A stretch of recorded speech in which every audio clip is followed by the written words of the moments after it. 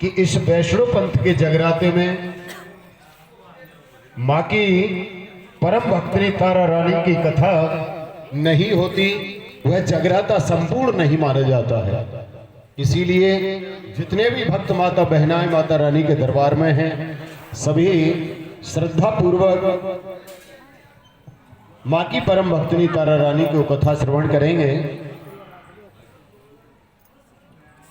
आओ भक्तो तुम्हें सुनाए कथा ये तारा रानी की, एक बार सब प्रेम से बोलो जय दुर्गे महारानी की। जय जयकार करो मैया की, आओ शरण भवानी की, एक बार सब प्रेम से बोलो जय दुर्गे महारानी की।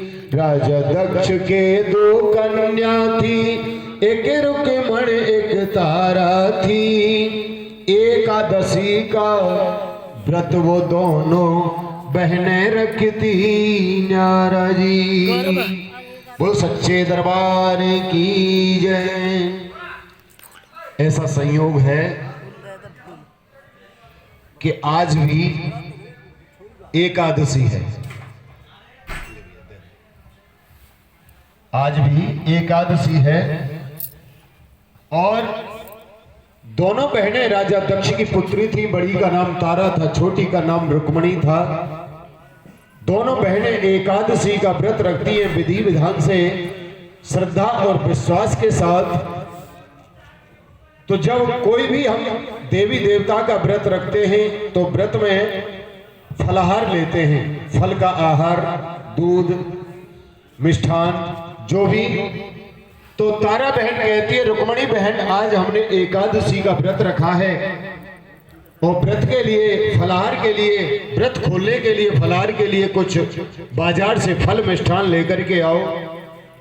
तो रुक्मणी सुनकर के चल देती है, तभी तारा बहन उसको रोकती है, बहन रुको, बाजार में और भी वस्तु बिकती है, ऐसी वस्तु मत लाना जिसमें अन्न हो, क्योंकि अन्न का बचाव करते हैं। तो रुक्मणी बहन सुनकर के चल देती है, बाजार में पहुंचती है, एक दुकान से फल लेती है, एक दुकान से मिष्ठान लेती है, आगे बढ़ती है तो एक दुकान पर उबले हुए चावलों में मांस के टुकड़े मिले हुए थे। भक्तों व्रत को भूल जाती है और बहन की बात को भूल जाती है और वहीं उन चावलों को खरीद करके ग्रहण कर लेती है और आधा भाग अपनी बहन के लिए लेकर के आती है। ऐसा संयोगवश होता है, समय के कारण होता है। अब तो जैसे ही रुक्मणी बहन घर आती है भक्तों, तभी तारा बहन ने जैसे ही वह फलाहार का सामान निकाला तो सर्वप्रथम उसके हाथ में जो आए वो चावल के साथ मांस के टुकड़े आते हैं। जैसे ही देखती है गुस्सा होती है, अरे बहन तुमने अपना तो व्रत खंडित किया लेकिन मेरा भी व्रत खंडित कर दिया, तो मैं तुम्हें श्राप देती हूं कि तुम्हारा अगला जन्म छपकली का होगा, जो कि कीड़े मकोड़े मांस खाकर के अपना जीवन यापन करोगी। ऐसा श्राप दिया तारा बहन ने रुक्मणी बहन को। तो रुक्मणी बहन रोने लगती है, हाथ जोड़ करके कहती है, बहन तुमने श्राप तो दे दिया लेकिन मेरा इस श्राप से उद्धार और इस छपकली की योनि से छुटकारा मुझे कैसे प्राप्त होगा। जैसे ही छोटी बहन की बातों को इतना सुना तो तारा बहन कहती है, बहन श्राप तो मैं बदल नहीं सकती, टल नहीं सकता, लेकिन एक उपाय बतलाती हूं तुमको कि जब तू छपकली की योनि में दूसरे का भला करेगी, परोपकार करेगी, तब तेरा उद्धार होगा। ऐसा तारा बहन ने कहा छोटी बहन रुक्मणी से। समय व्यतीत होता है भक्तों, रुक्मणी का अगला जन्म छपकली का होता है। संयोगवश एक संत की कुटिया में जीवन यापन कर रही है, तो लेकिन उसे अपने बहन के श्राप की बात याद है। एक बार पांडव जब विजयी हुए थे युद्ध में, तो विजयी होने के अवसर पर उन्होंने एक विशाल यज्ञ रचाया था, सभी देवी देवताओं को निमंत्रण दिया, लेकिन दुर्भाग्यवश भूल के बस दुर्वासा ऋषि को निमंत्रण देना भूल जाते हैं भक्तों। तभी क्या होता है, दुर्वासा ऋषि ये निमंत्रण का अपमान सहन नहीं कर सके और उन्होंने अपने शिष्यों से कहा कि भाई शिष्यों, ये पांडव यज्ञ कर रहे हैं, सभी ऋषि मुनि को, देवी देवताओं को निमंत्रण दिया है और मुझे निमंत्रण नहीं दिया, तो मैं भी इनके यज्ञ को सफल नहीं होने दूंगा। ऐसा दृढ़ निश्चय किया और अपनी शक्ति से, भक्ति की शक्ति से अपना रूप बदल लिया और एक बाज का रूप धारण किया और रास्ते में से एक मरे हुए सर्प को उठा करके और चोंच में दाब करके वहीं आ जाते जहां पर पांडव यज्ञ कर रहे हैं।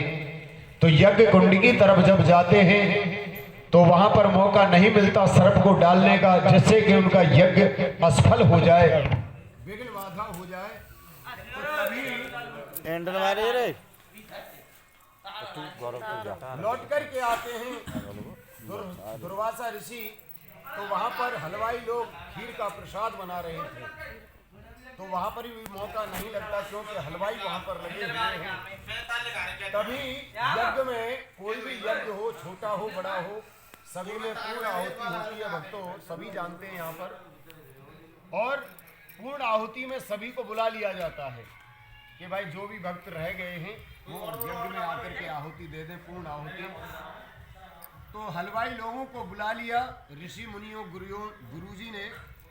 तो हलवाई लोग वहाँ से आ जाते हैं, तो वहाँ पर खीर बन रही है कढ़ा में, वहाँ पर कोई नहीं था लेकिन वह छपकली थी।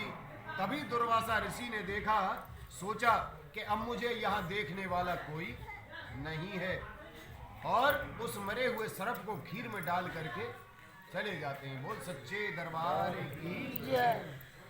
जैसे ही चले जाते हैं तो यह दृश्य उस छपकली ने देखा।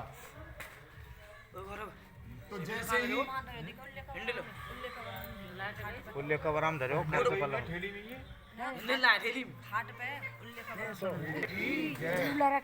जैसे ही गुरुजी ने आदेश किया, आज्ञा दी कि भाई खीर लेकर के आओ प्रसाद के लिए, तो जैसे ही हलवाई लोग, शिष्य लोग जाते हैं खीर लेने के लिए, उस खीर को जैसे ही लगान खिलाने के लिए तैयार होते हैं, तभी उस छपकली को अपने बहन के श्राप की बात याद आ जाती है भक्तों, और माँ के चरणों का ध्यान करके, माँ का ध्यान करके और खीर में छलांग लगा देती है।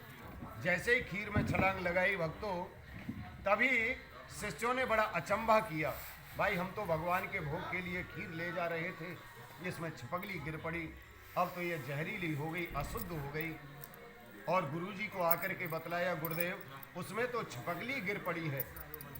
गुरुजी ने बड़ा अचंभा किया और छपकली के लिए बहुत बुरा भला कहा, भाई छपकली को यही नीच पाप कर्म करना था, अभी इस छपकली में गिरना था खीर में।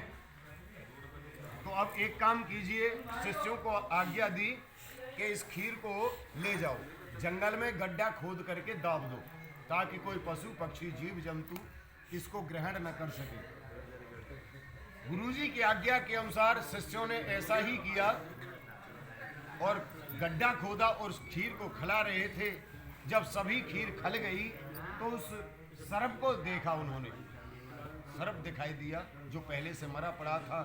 अचंभा किया और सोचने लगे कि भाई छपकली ने तो बहुत परोपकार किया है, जो कि अपने प्राणों की आहुति दे करके खीर में हमारे सभी के प्राणों की रक्षा की है। चल कर के गुरुदेव को बतलाया, गुरुदेव ने सुनते ही कहा, भाई हमने भी इसके लिए बहुत बुरा भला कहा, लेकिन इसने परोपकार किया है, इसके बदले में, परोपकार के बदले में इसका जो अगला जन्म होगा वो एक उच्च जाति के घर में होगा, मनुष्य योनि में होगा।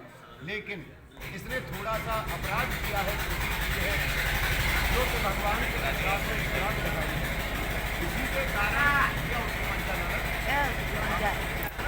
जैसे ही इतना कहा, और इसने नीच पाप कर्म किया है, जो कि भगवान के प्रसाद में छलांग लगाई है। इस अपराध के कारण इसको जो दंड मिलेगा वो इसका जो लालन पालन होगा वो एक नीच जाति के घर में होगा। ऐसा गुरुजी ने आशीर्वाद भी दिया और उसको श्राप भी दिया।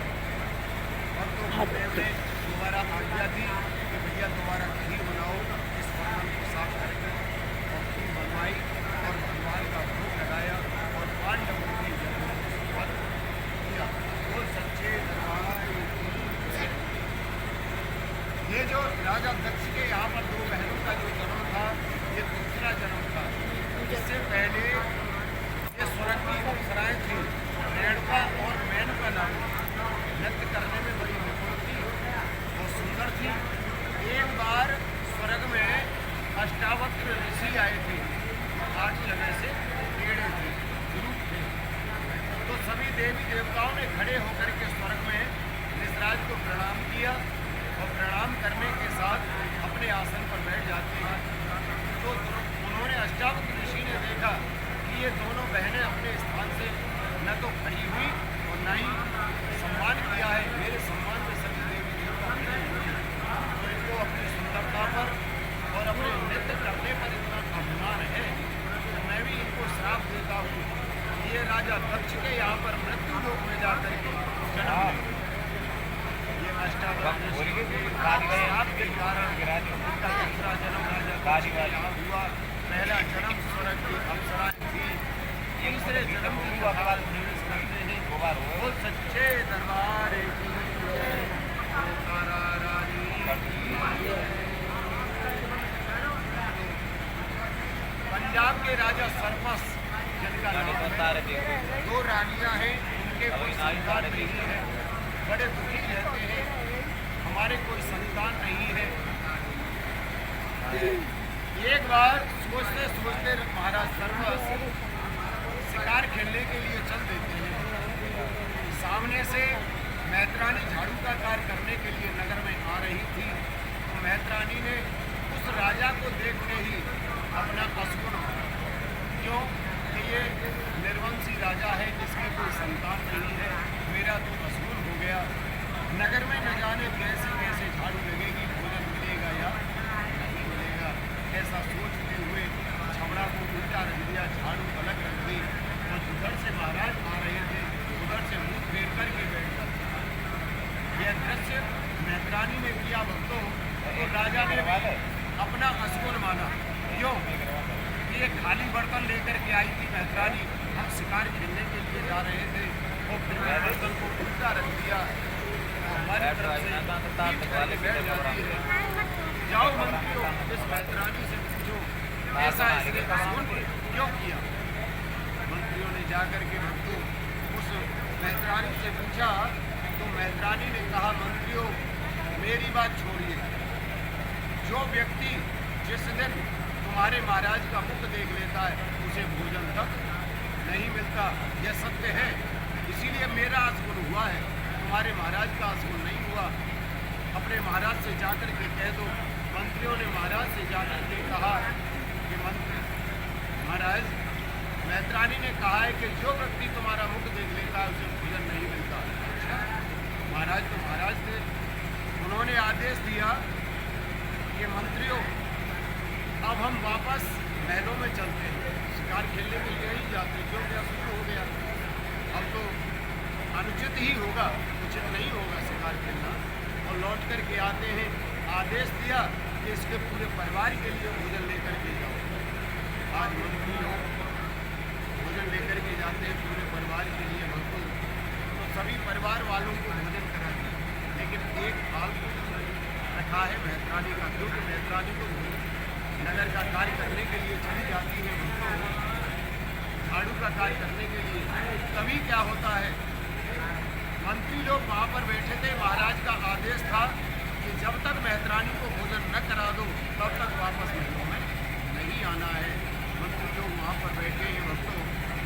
मैत्रानी झाड़ू का कार्य करके जैसे ही लौट रही थी, देखा कि मंत्री लोग वहाँ पर बैठे हैं। बड़ा अचंभा किया कि आप यहाँ कैसे बैठे हो। मंत्रियों ने कहा, मैत्रानी आपने कहा था महाराज के लिए हमसे कि उसे भोजन नहीं मिलता, आप भोजन कीजिए, तुम्हारे और सभी सदस्यों को भोजन करा दिया।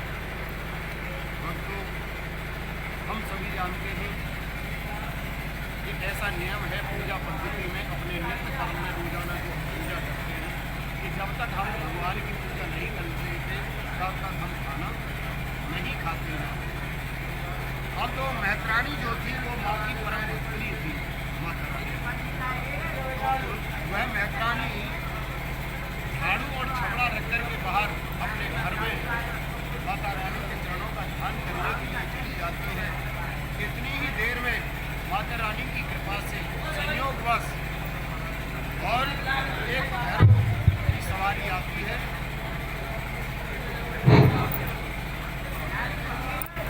एक भैरव की सवारी आती है,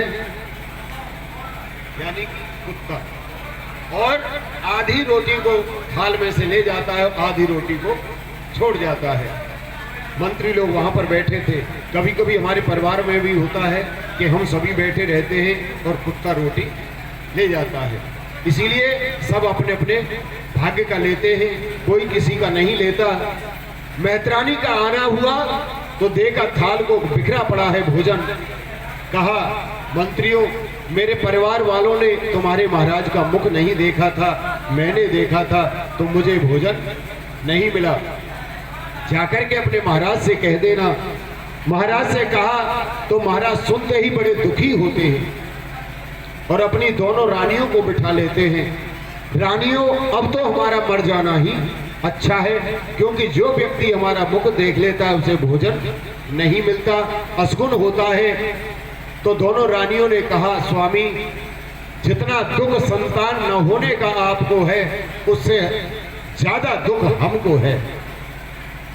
जबकि स्वामी, जब कोई संकट आता है किसी ग्रस्त परिवार पर, तो गुरुजी के पास जाते हैं, पंडित जी के पास जाते हैं। आप गुरुजी के पास जाइए। महाराज सर्पस गुरुदेव के पास जाते हैं। गुरुदेव को प्रणाम किया। गुरुदेव ने कहा, राजन, कैसे चेहरा उदास है, क्या बात है?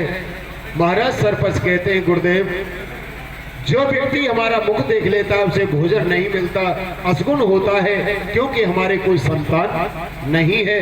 संतान की प्राप्ति के लिए अगर कोई उपाय हो, व्रत हो, पूजा हो, हमको बतलाओ, हम अवश्य करेंगे। विश्वास के साथ, श्रद्धा के साथ। गुरुदेव ने जैसे ऐसे वचन सुने, कहते हैं, राजन, 26 एकादशियों का व्रत विधि विधान से आप दोनों रानी और आप रखिए। इस व्रत के प्रभाव से आपके आंगन में संतान की प्राप्ति अवश्य होगी। विधि विधान बतलाया और महाराज आते हैं। अगले दिन एकादशी थी। जैसे आपके यहाँ अगले दिन एकादशी है, तो एकादशी का व्रत रखा। विधि विधान से, व्रत के प्रभाव से कुछ दिनों के बाद बड़ी रानी के एक सुंदर कन्या का जन्म होता है। बोल सच्चे दरबार की जय। जैसे ही कन्या का जन्म हुआ, राजन बड़े प्रसन्न होते हैं। प्रसन्न भाव से गुरुदेव के पास जाते हैं। गुरुदेव, हमारे यहाँ पर कन्या का जन्म हुआ है, इसके जन्म नक्षत्र पैर कुंडली देखिए, ये कन्या हमारे लिए शुभ है या अशुभ है? जैसे इतना कहा, गुरुदेव कहते, राजन, ये कन्या आपके लिए शुभ है और इस कन्या का नामकरण संस्कार 11वें दिन हो जाएगा। गुरुदेव ने 11वें दिन उस कन्या का नामकरण संस्कार किया। नाम रखा गया तारा। तारा का लालन पालन राजा रानी कर रहे हैं। छोटी रानी को दुख है, मेरे कोई संतान नहीं है, लेकिन व्रत वह भी रखती थी। कुछ दिनों के बाद तारा विवाह योग्य हो जाती है और अपनी कन्या का विवाह संस्कार वर ढूंढने के लिए महाराज सर्पस निकलते हैं। वर ढूंढते ढूंढते अयोध्या नगरी में आ जाते हैं और राजा हरिश्चंद्र के साथ अपनी बेटी का रिश्ता कर देते हैं। आज तारा से बन गई तारा रानी। तारा रानी अपने ससुराल में जीवन यापन कर रही है। कुछ दिनों के बाद कृपा होती है और तारा के एक सुंदर पुत्र का जन्म होता है। बोल सच्चे दरबार की। पुत्र का जन्म हुआ। पुत्र का नामकरण संस्कार कराया। नाम रखा पुत्र का रोहतास। बड़े प्रेम से जीवन यापन कर रही है तारा अपने परिवार में। उधर दूसरी रानी के भी एक सुंदर कन्या का जन्म होता है। बोल सच्चे दरबार की जय।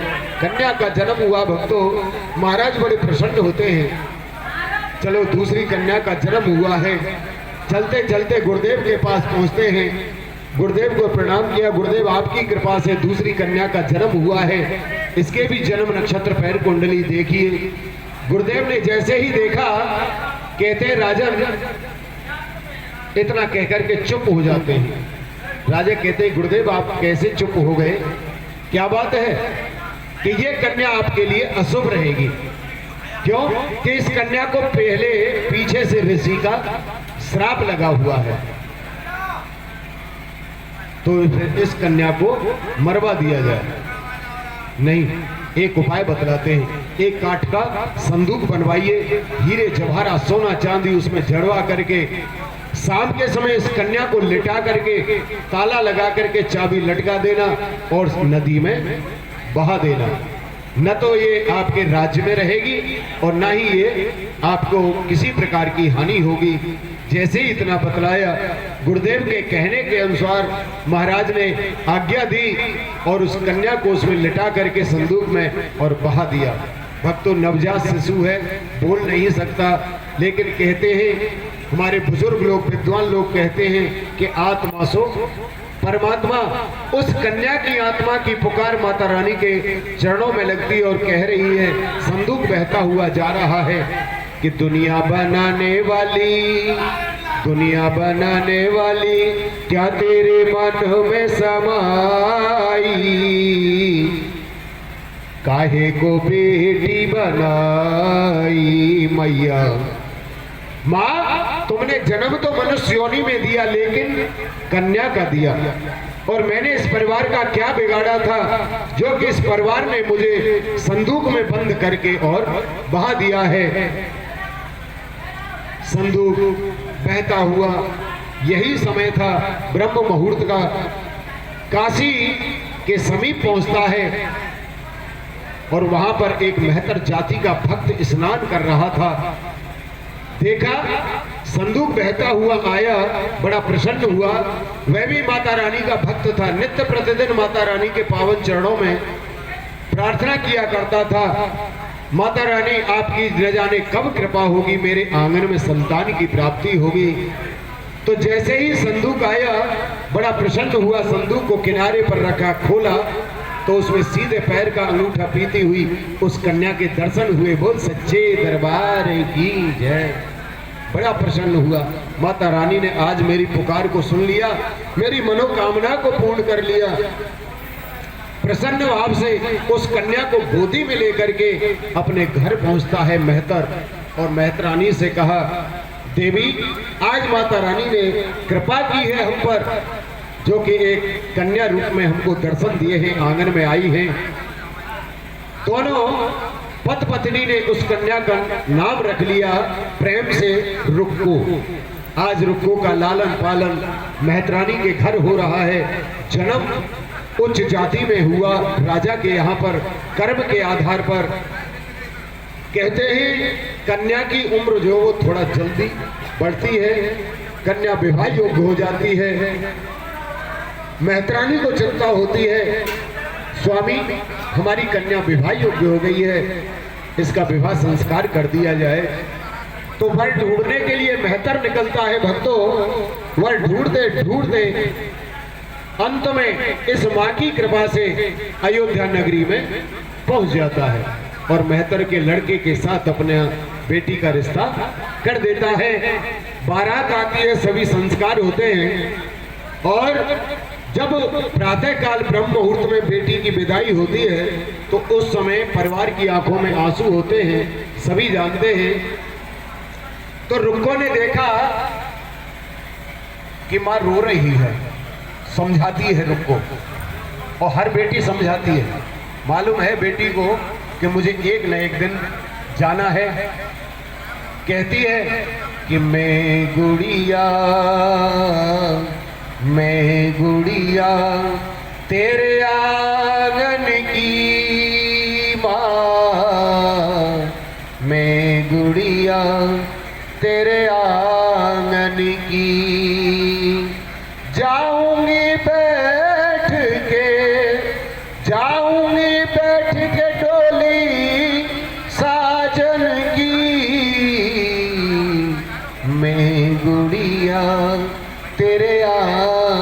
की माँ।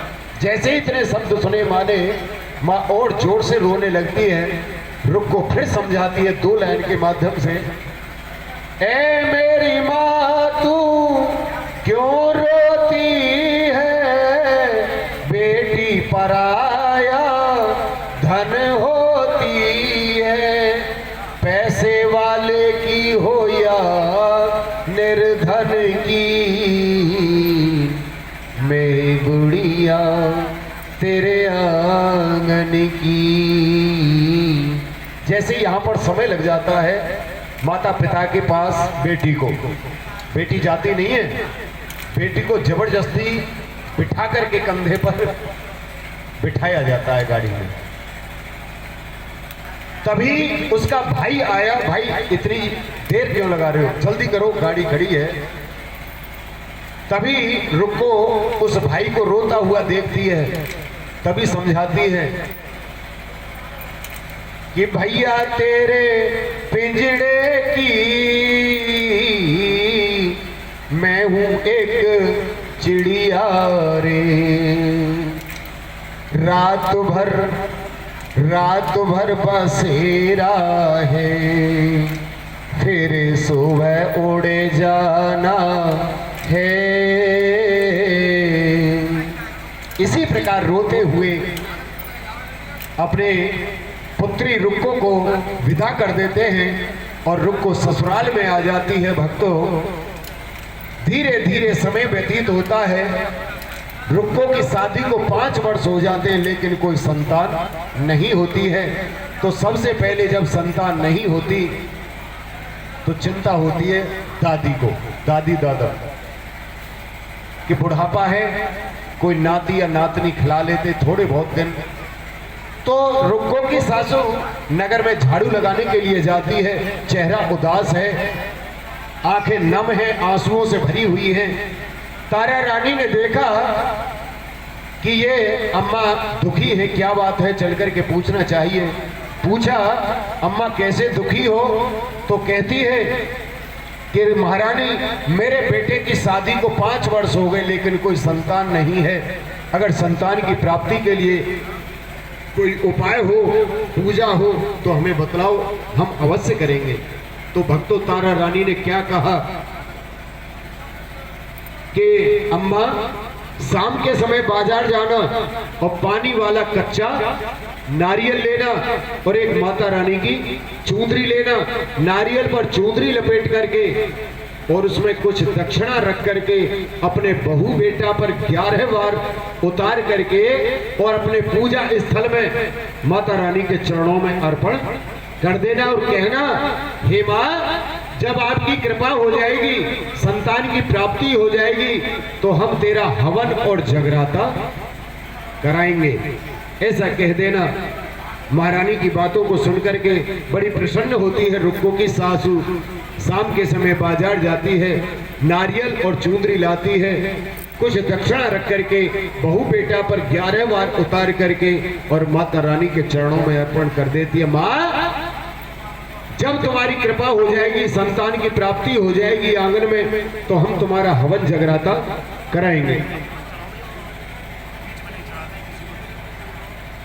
अब तो जैसे ही इतना कहा तो इस जगत जननी मां ने उस परिवार की मनोकामना को पूर्ण किया और रुक्को के 10वें महीने में एक सुंदर पुत्र का जन्म होता है। बोल सच्चे दरबार की मनोकामना को पूर्ण किया। एक नारियल की भेंट और चुंदरी और श्रद्धा भाव से अर्पण किया।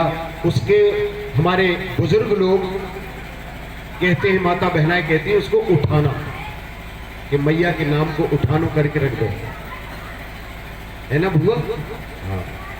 अब तो जैसे ही मां ने मनोकामना को पूर्ण किया, पुत्र का जन्म हुआ, तो परिवार बड़ा प्रसन्न है।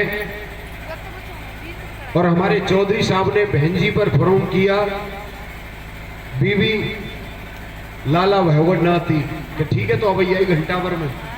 वो सच्चे दरबार की सभी परिवार बड़ा प्रसन्न है। बच्चे का नामकरण संस्कार हो गया लेकिन माता रानी का हवन जगराता नहीं हुआ।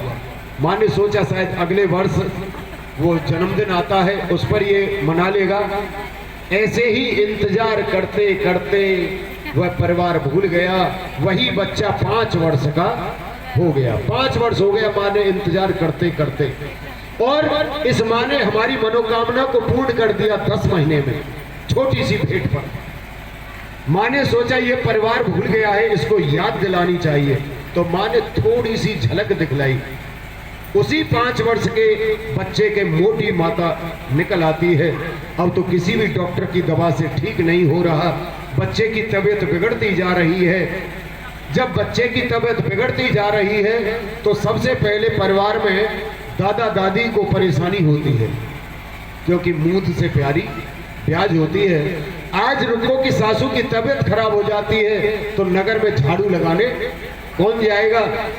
बहू ने कहा, रुक्को ने, आपकी तबीयत खराब है तो मेरा बहू का फर्ज है कि बहू उस कार्य को करे। लेकिन आज थोड़ा सा सिस्टम चेंज है। किसी कवि ने लिख दिया है, उठते ही बहू की चाय बने, उठते ही बहू की चाय बने, न सेवा है रही मैयन की, घर घर में सेवा भैंसन की और मट्टी कुट रही गैयन की। इसीलिए बाबा तुलसीदास ने भी लिख दिया है, ऐते अधिक धर्म नहीं दूजा, सादर सास ससुर पद पूजा। हंसुया माता ने सीता माता से कहा था जब वनवास में वहां गई थी,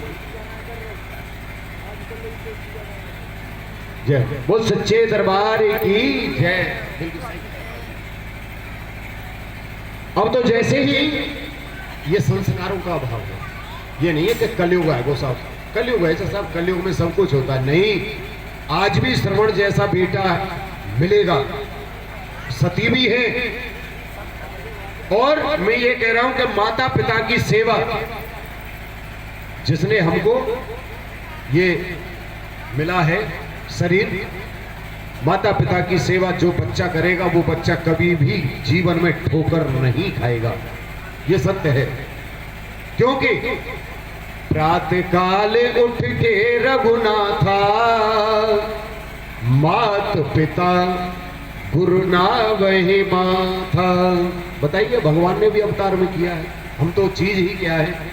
अब तो जैसे ही आज रुको पर्दा करके और झाड़ू का कार्य करने के लिए चल देती है नगर में भक्तों, सभी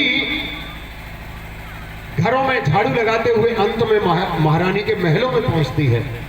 महारानी ने देखा, भाई आज तो अम्मा नहीं आई, उनके लड़के की बहू है, चल करके इसका मुख देखना चाहिए। मुख देखने की प्रथा आज भी है हमारी माता बहनाओं में। देख लेना आप, 10 तारीख की सुबह जब आओगे बेटे की शादी करके, तो पड़ोस में गांव में यही होगा कि तू चौधरी साहब की लड़का की बहू को मुंह देखे आई, मुंह मैं चलूंगी गोबर पात लो। बोल सच्चे दरबार की। आज तारा रानी नीचे आती है, कहती है अपना मुख दिखलाओ, लेकिन बड़े आदमी के सामने छोटा व्यक्ति थोड़ा सपचाता है। मुख नहीं दिखलाया, तारा रानी ने स्वयं अपने हाथों से घूंघट उठाया, पहचान जाती है कि तू तो मेरी बहन रुक्मणी है। क्या बात है, क्यों रो रही है? महारानी, मेरा बेटा 5 वर्ष का हो गया है, उसके मोटी माता निकल आई है, ठीक नहीं हो रहा, तबीयत बिगड़ती जा रही है, सासू माँ की तबीयत खराब हो गई, इसीलिए मैं नगर में झाड़ू लगाने के लिए आई हूं। जैसे ही इतना सुना, जैसे हमारे सच्चे जो संत होते हैं वो भी दुखी होते हैं, दूसरे को दुख को देख करके सच्चे संत भक्त दुखी हो जाते हैं। क्योंकि वृक्ष कबो ने फल भगे, नदी न संचय नीर, और परमार्थ के कारणे साधुन धरा शरीर। अब तो तारा रानी ने माता रानी के चरणों का ध्यान किया, याद आया, रुको, तेरी सासू माँ से मैंने ये कहा था कि जब तेरे आंगन में संतान की प्राप्ति हो जाए तो माता रानी का हवन जगराता करा देना। क्या तुमने हवन जगराता करा दिया इस माँ का? नहीं कराया। बताइए, तुम माँ को 5 वर्ष तक तुम्हें याद नहीं आया और माँ ने थोड़ी सी भेंट पर तुम्हारी मनोकामना को पूर्ण किया। जो देता देता है, जो केवल देता है, उसी को देवता कहते हैं। जो किसी के बदले, ये तो हमारा भाव है ताऊ जी कि हम मीठा चढ़ाते हैं, फूल चढ़ाते हैं, चावल चढ़ाते हैं, फल चढ़ाते हैं, दक्षिणा चढ़ाते हैं, वस्त्र चढ़ाते हैं, ये तो हमारा भाव है। लेकिन भगवान को इनको कोई जरूरत नहीं है। ये क्या कहते हैं? ये है सच्चे भाव के भूखे। हाँ हाँ, ये तो हम अपनी संतुष्टि के लिए ये सब करते हैं कि तेरा तुझको अर्पण। अब तो जैसे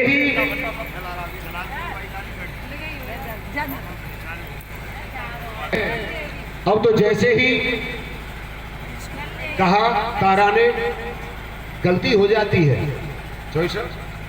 गलती हो जाती है। अभी 1 घंटे पहले थोड़ी, कोई बात नहीं, हो जाती है, लेकिन सबका सॉल्यूशन होता है, सबका निवारण होता है। अब तू एक काम कर, रुको, मंदिर में पंडित जी रहते हैं, उनसे कह दे जाकर के, पंडित जी मेरे आंगन में माता रानी का हवन दिन में और रात्रि में जगराता कर दो। ठीक है, आज्ञा पाकर के जैसे ही चलती है तो पंडित जी वहां पर मंदिर में है और रुको चली जा रही है। पंडित जी रोके, ठहरो, वहीं रुक जा, तू जात की मेहतरानी है, मंदिर में क्यों चली जा रही है? वहीं रुक, क्या बात है? पंडित जी मेरे आंगन में माता रानी का हवन जगराता कर दो। तू पागल है? तू जात की मेहतरानी, हम ब्राह्मण हैं, तेरे यहाँ कैसे कर देंगे? तू एक काम कर, एक उपाय बतलाते जो आज सिटी लेवल पर चल रहा है, शहरों में चल रहा है ये सिस्टम कि तू पैसे दे जा, तेरे नाम का हवन जगराता यही मंदिर में कर देंगे। ऐसा शहरों में चल रहा है अब सिस्टम। अब तो जैसे ही रुको लौट करके आती है, तारा को बतलाया, बहन पंडित जी ने कहा कि मैं मंदिर में कर दूंगा तेरा जगराता, तेरे घर नहीं करूंगा।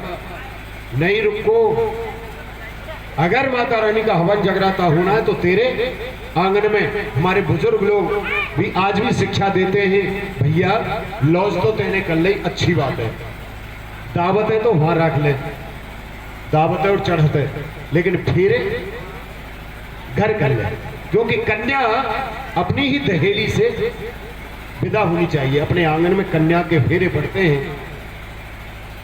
जैसे कि हमारी माँ वैष्णो देवी जो हैं, उनके वो रह गए थे चरणों के चिन्ह, इसीलिए कन्या जो है हम ये मानते हैं कि हमारे लिए ये बोझ है। बहुत से शहरों में कहते हैं कि कबाड़ा निकल गया, निकालो कबाड़ा निकल गया। नहीं, ऐसा नहीं है। वो सच्चे दरबार की, जैसे ही रुको को एक पत्र लिखा पंडित जी के लिए, उस पर लिख दिया कि तारा रानी स्वयं रुको मेहतरानी के घर जगराते में जाएंगी और माता रानी की ज्योति जलाएंगी और सुबह प्रसाद लेकर के अपने घर महलों में आएंगी। मोहर लगा दी और जाओ पंडित जी को दे देना। पंडित जी को जैसे दिया, पंडित जी ने पढ़ा, ठीक है, अगर तारा रानी तेरे घर जगराते में आएंगी तो हम तेरा जगराता कर देंगे। आज तारीख पक्की हो जाती है, जैसे भैया की 7 तारीख हुई, 7 दिसंबर। तो पंडित जी सुबह चले जाते हैं, हवन की तैयारी करके दिन में हवन कर दिया माता रानी का, दुर्गा सप्तशती से, जो कि 5 घंटे लगते हैं, 4-5 घंटे लगते हैं उसमें हवन में। दुर्गा सप्तशती का 13 अध्याय का हवन होता है विधि से। अब तो जैसे ही हवन किया, शाम का समय हुआ, माता रानी का बड़ा भव्य दरबार लगा लिया पंडित जी ने, पूजन की सारी तैयारी कर ली, लेकिन इंतजार है तारा रानी का। उधर जब तारा रानी पत्र लिख रही थी रुक्को को, तभी सैन नाम के नाई ने सारी बातों को सुन लिया छिप करके और उसी दिन महाराज को बतला दिया, महाराज आज आपका सत और धर्म दोनों जाने वाले हैं, क्योंकि तुम राजा रघु के कुल में आपका जन्म है, सतयुग की बात है। और आज महारानी तारा रुक्को मेहतरानी के घर माता रानी के जगराते में जाएंगी। महाराज कहते नहीं, हम ऐसा नहीं होने देंगे। क्यों? रघुकुल रीत सदा चले आई, प्राण जाए पर वचन न जाए। वचन और धर्म को, सत्य को हम नहीं जाने देंगे। शाम का समय हुआ, दूध भेंट के लिए तैयार किया। तारा रानी ने माता रानी की भेंट के लिए सारी तैयारियां कर ली, पूजन का सामान रख लिया। महाराज आते हैं, उंगली में चाकू से कट लगाया, उस पर नमक रख लिया ताकि नींद न आए। जब नींद नहीं आएगी तो महारानी तारा जगराते में नहीं जाएंगी। आज महाराज लेट रहे, महारानी तारा सेवा कर रही हैं, चरणों का ध्यान है। हे मां, किसी प्रकार आपकी कृपा हो जाए तो मैं आपके दर्शन के लिए आऊं और महाराज को नींद आ जाए। भक्तों, श्रद्धा भाव से जो हम पुकार करते हैं हमारी मनोकामना अवश्य पूर्ण होती है। लेकिन कभी कभी ऐसा होता है, हम पंडित जी से पूछने जाते हैं, पंडित जी ने 41 दिन भोले बाबा को नवा दो। पंडित जी तो उपाय बतला दिया। पंडित जी तुम 41 दिन की कह रहे हो, 51 दिन नभाओ। लेकिन कैसे नभावे वो? पंडित जी के ऊपर वजन धर के। पंडित जी ने कही 41 दिन की, मैंने 51 दिन नभा दिए। नहीं, सच्ची भावना से जाइए। वो सच्चे दरबार की जय। अब तो जैसे ही महाराज को नींद आ जाती है माता रानी की कृपा से, भक्तों, तारा दूध लेकर के भेंट के लिए पूजा का सामान लेकर के रुक्को मेहतरानी के घर पहुंच जाती है। माता रानी का पूजन किया, हमारे चौधरी परिवार ने पूजन किया। ऐसे पूजन करके और माता रानी की पावन ज्योति का प्रकाश किया। बोल ज्वाला मैया की जय। इधर ज्योति जली, उधर महाराज की नींद खुल गई। देखा इधर उधर नहीं है, इसका मतलब तारा अवश्य रुक्को मेहतरानी के घर गई है। महाराज ने अपने मुकुट और राजसी वस्त्र उतार करके, साधारण वस्त्र पहन करके, तलवार हाथ में लेकर के, चादर ओढ़ करके, चेहरा छिपा करके वहीं पहुंच जाते हैं। देखा तारा रानी ने माता रानी की ज्योति का प्रकाश किया। माँ ने ज्वाला रूप में दर्शन दिए, जो कि आज हमारे बीच में माँ ज्वाला रूप में है। और माता रानी का जगराता शुरू हो गया। महाराज सुन रहे हैं, पीछे भीड़ में खड़े होकर के जगराता हुआ चल रहा है। उसी जगराते में माता रानी को मेहंदी लगाई, जो कि हमारे परिवार ने मेहंदी लगाई। सभी भक्तों ने माता रानी को चुंदरी उड़ाई। और जब भेंट की बारी आई तो तारा रानी ने दूध की भेंट चढ़ाई माता रानी को, और रुक्को ने जो भेंट चढ़ाई वो बकरे की भेंट माता रानी के चरणों में चढ़ाई। जैसे ही भेंट चढ़ गई दोनों, तो भेंट के बाद माता रानी की आरती होती है। आरती के बाद प्रसाद वितरण होता है। तो तारा रानी ने झोली फैला करके कहा, पंडित जी सबसे पहले मुझे प्रसाद दो। क्यों? कि मैं अपने महाराज को, स्वामी को सोता हुआ छोड़ करके आई हूं। अब तो जैसे ही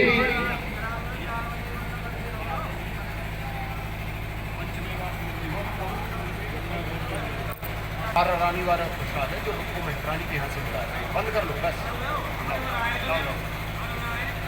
वो सच्चे दरबार की जय। प्रसाद लिया, झोली को बंद कर लिया। महाराज ने देखा क्या आया प्रसाद में। देखिए माता रानी की कृपा से बकरे का सिर आया, झोली में रख लिया। बकरे के सिर को प्रसाद माना। उस तारा रानी को पता नहीं है कि सिर है क्या है, और झोली में बंद करके चल देती है। तभी महाराज गुस्सा होकर के दौड़ करके चले जाते हैं। आधे रास्ते में झाड़ी पड़ती थी, तलवार लेकर के खड़े हो जाते हैं कि आज रानी को जीवित नहीं छोड़ूंगा। जैसे ही महारानी तारा माता रानी का गुणगान करती हुई आ रही हैं, और जैसे ही वहां आई तो महाराज खड़े हो जाते हैं। ठहरो रानी, इस झोली में क्या है और तुम कहां से आ रही हो? महारानी तारा ने कहा, स्वामी मैं रुक्को मेहतरानी के घर से माता रानी के जगराते में से आ रही हूं, और इस झोली में माँ का प्रसाद है। नहीं, झूठ बोल रही है, इसमें प्रसाद नहीं है, इसमें मांस है। मैंने अपनी आंखों से देखा है।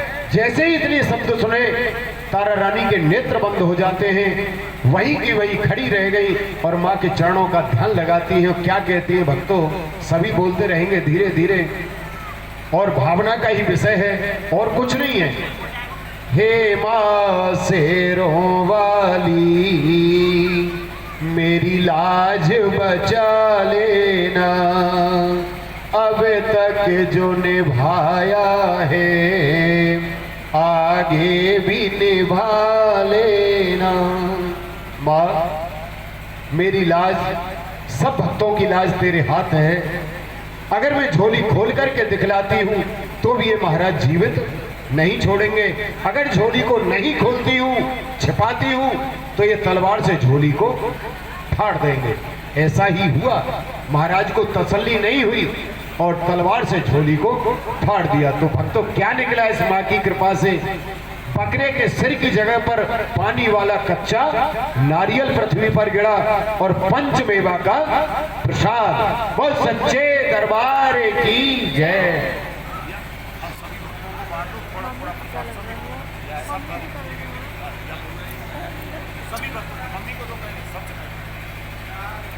अब ये प्रसाद माँ का है, पंचमेवा का जो बदला हुआ है, सभी लेंगे। सभी भक्तों के पास पंचमेवा का प्रसाद आएगा। पल्लू बांध लियो।